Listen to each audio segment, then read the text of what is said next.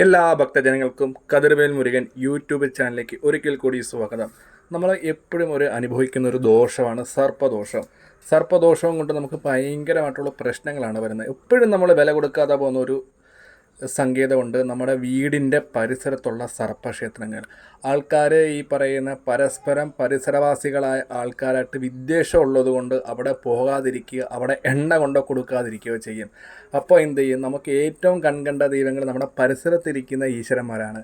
അതിനെ കവച്ച് വെച്ച് അവിടെ പോകാതെ, അല്ലെങ്കിൽ ആ ഒരു ക്ഷേത്രത്തിൽ പോകാതെ നമ്മൾ ദൂരെയുള്ള എത്ര ക്ഷേത്രത്തിൽ പോയാലും നമുക്കൊരു പ്രയോജനം കിട്ടത്തില്ല അല്ല. ചില ആൾക്കാരുണ്ട് ഈ അയലോക്കത്തെ ആൾക്കാരായിട്ട് വടക്കിടാവും.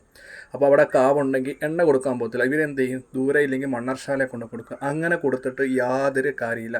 നമുക്ക് വീടിൻ്റെ അടുത്തുള്ള സർപ്പദൈവങ്ങളാണ് നമുക്ക് ഏറ്റവും വിലപ്പെട്ടത്. അപ്പോൾ നമുക്ക് വീടായിട്ട് ബന്ധപ്പെട്ട ക്ഷേത്രത്തിലാണ് നമ്മൾ പോകേണ്ടത്. വീടിൻ്റെ പരിസരത്തുള്ളടത്ത് അവിടെ ദേശദേവത കാണും.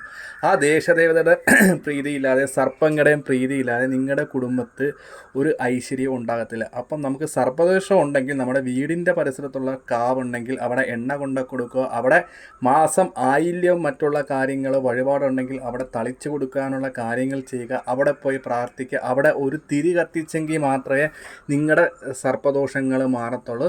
ഒപ്പം തന്നെ വീടിൻ്റെ പരിസരത്ത് കാവുകളുണ്ടെങ്കിൽ അവിടെ പോയി ആരാധന നടത്തുക, എണ്ണ കൊണ്ട് കൊടുക്കുക, ചന്ദനത്തിരി കൊണ്ട് കൊടുക്കുക. അപ്പം തന്നെ നമുക്ക് ഏകദേശമുള്ള ഒരു സർപ്പദോഷത്തിന് പരിഹാരം ഉണ്ടാകും. ഒട്ടുമിക്ക ആൾക്കാർക്കും അങ്ങനെ പോകാൻ മടിയാണ്, പരസ്പരം വിദ്വേഷമുള്ളതാണ്. നമ്മൾ അത് നോക്കേണ്ട. നമ്മളൊരു എണ്ണ അവിടെ കൊണ്ട് വെച്ചിട്ടുണ്ടെങ്കിൽ അവർ പിണക്കമാണെങ്കിൽ അത് എടുത്ത് കളയണമെങ്കിൽ അതിൻ്റെ ദോഷം അവർക്കാണ്. നമ്മളവിടെ ഭക്തിപൂർവ്വം പോവുക. അതാണ് നമ്മൾ ചെയ്യേണ്ട കാര്യങ്ങൾ.